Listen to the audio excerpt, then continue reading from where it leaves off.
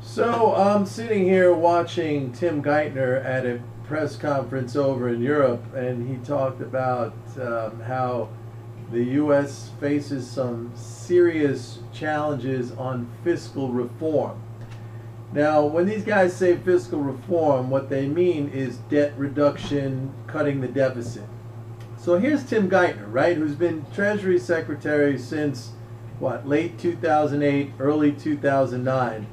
And in that time, while yes, we did see an increase in the deficit went from 450 billion to what, 1.5 trillion, 1.3 trillion.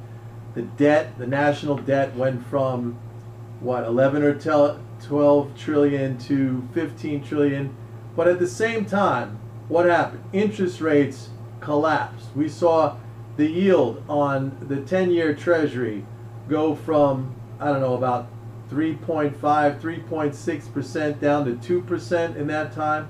We saw the yield on a 30-year bond go from probably 4.5 down to 3. We saw the yield on a 5-year Treasury go from what, 270, 280 down to 0.9. At the same time, we saw the stock market, the Dow Jones went from 6,400 to 12,000. GDP, U.S. GDP went from what, 13.8 trillion to 15.2 trillion. So I mean, where is the crisis? Where are the serious issues? You know, wouldn't you think that if we really did have a crisis that it would show up somewhere in the market?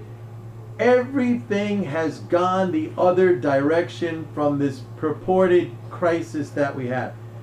You know, I'm getting sick and tired of our policymakers admitting to problems that we don't have, okay? And it's about time we make them fess up and tell us exactly, show us exactly where these problems are, okay?